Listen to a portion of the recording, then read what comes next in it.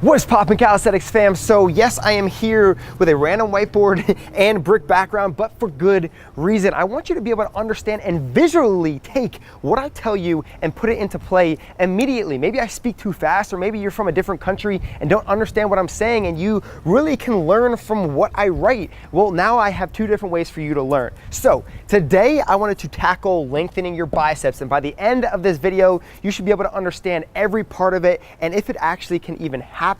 Now, this is how I do all of my free courses. You can go ahead and check out my V-Cut course down below in the description. I'm also going to be giving away a completely free bodyweight training course called Bodyweight 101 next week or the week after. I'm working on that specifically. So today, lengthen your biceps. Can you lengthen your biceps? Well, let's get to that in just a second. First of all, you need to understand there are two heads. There's a reason why it is called bi, okay? Because there are two heads, and your two heads are specifically going to be your short head and your long head, okay? Your short is going to be more medial, inside. Let's just say inside so you understand. I don't need to be using all these big terms.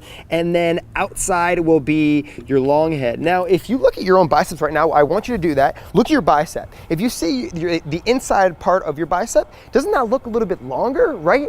Well, there's a point to that in just a second, and that all has to do with where it inserts, okay? So you have you have a tendon that attaches these, right? You have your proximal and you have your distal. So your proximal is up here, your distal is going to be down here. I'm not gonna go too much into the proximal tendon or where it originates, because you don't really need to learn too much about that, because all we're trying to find out is to lengthen them from this point right here, right? But if you look at my biceps and you see that one is there's a way bigger gap at the bottom of that. I'll get to that in just a second, but you have to understand that where it is inserting, where your bicep is inserting, is considered the radial tuberosity, okay? So we're gonna write this down.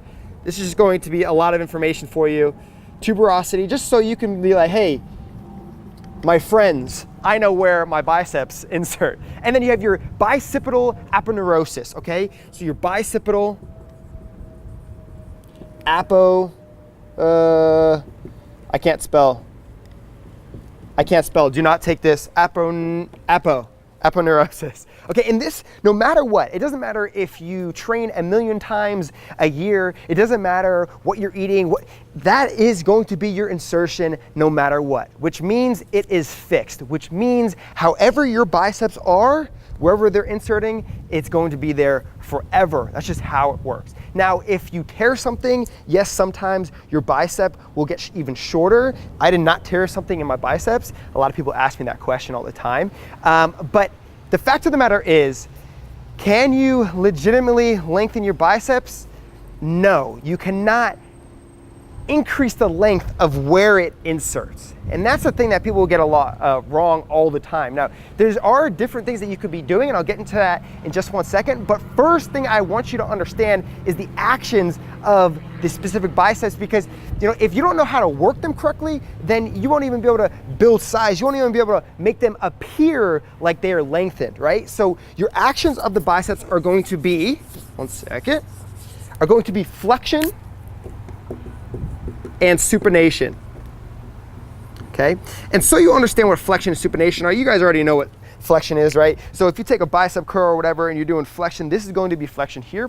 And if you're doing supination, you're in a pronated position, it's here, right? So anytime you go like this, you're gonna be working your bicep, So that is extremely important to learn about when you're trying to lengthen them. Now, obviously, I just said that you cannot lengthen your biceps legitimately by taking the insertion point and trying to bring it down further. It's just how specifically you were genetically made up, all right? So what are we gonna be doing? Well, we need to be looking at different types of stretches, okay? First type of stretch that I really like to look at is twisting of the arm. Now, you can go against the wall, and I'm gonna actually push this away right now.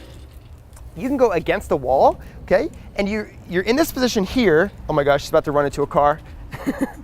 My wife was about to run into a car. So you go against the wall right here, keep that chin tucked here, your butt on the back as well. And all you're gonna be doing is from this pronated position, you're going to supinate as much as possible and really feel that stretch. So when you supinate, you can even bring your arm down a little bit, and this will help the stretch, or even higher. The higher you go, you will feel a nice stretch. So stretching will actually help lengthen the bicep specifically, because remember, it can be extremely tight, and that's why it's not looking as lengthy as it can. Now there's another one that you could be doing.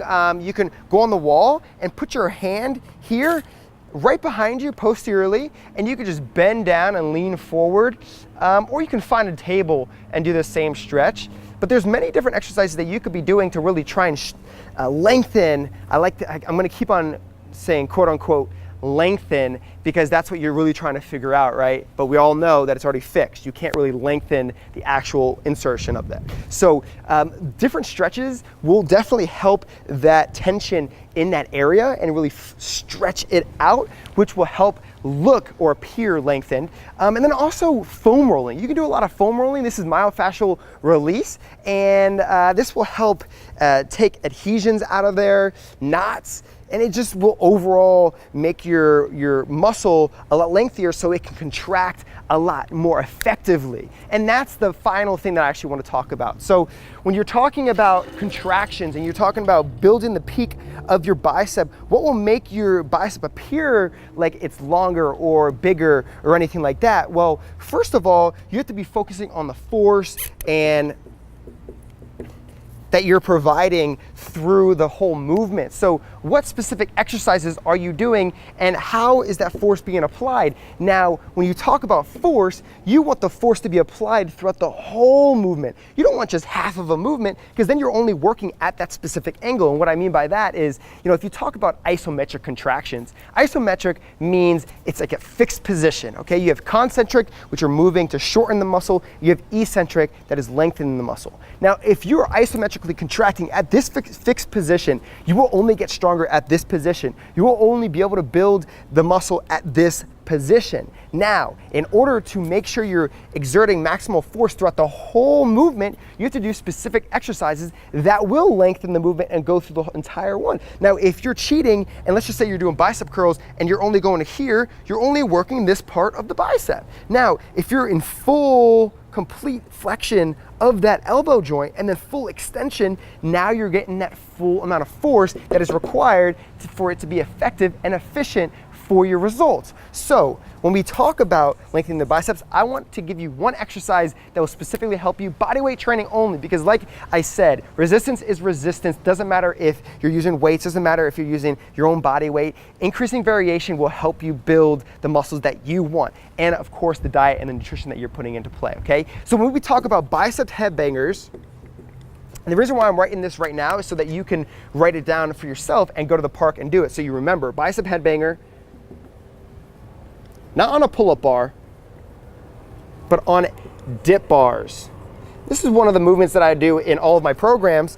Bicep headbangers on the dip bars. Now, how do you specifically do this? Well, all I want you to do is go to some type of dip bar, okay? And all you're going to do is bend your knees, come under the movement, and you're just gonna grab supinated, because remember, if you're in a supinated position, a lot more bicep will be worked, okay? And all you're gonna do is come to your your forehead right here, and come all the way back. Full extension of that elbow joint. You're gonna come in again, flex, tighten up as much as possible, and then all the way out, okay? Now what this is going to do is, again, it will work your muscle from that all the way extended position of that elbow joint to the full flexion of the elbow joint, working your bicep in full, which will help the peak, what it looks like. And the peak, everybody talks about peak, it'll build the muscle, lean muscle, and increase size, hypertrophy. Now, what type of repetition should you be doing? I'm generally going to be saying anywhere from 8 to 12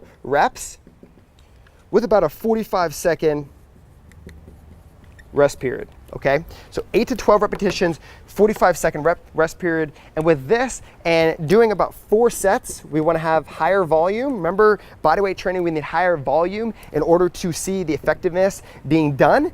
Right here will be your first step to lengthening your biceps. So with all this information that I gave you, understanding where your biceps are origin is and insertion is, you have everything you need to know from exercise, the reps, the sets, and everything else that I specifically talked about to lengthen your biceps and get the results that you want in that specific area. Now remember to be eating correctly. Do not play around with your diet. It will show in the results on your body. If you're not seeing a lot of incredible results, it's most likely diet related, or you're not progressing correctly. So hopefully you enjoyed this video. Hopefully you enjoyed like the spot that I'm in right now. So weird, but next time maybe we'll go into Hollywood, or maybe we'll go onto the Venice boardwalk and have other people coming right on the board with us.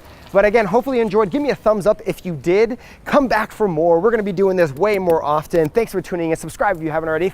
Give me a thumbs up, and I'll talk to you soon.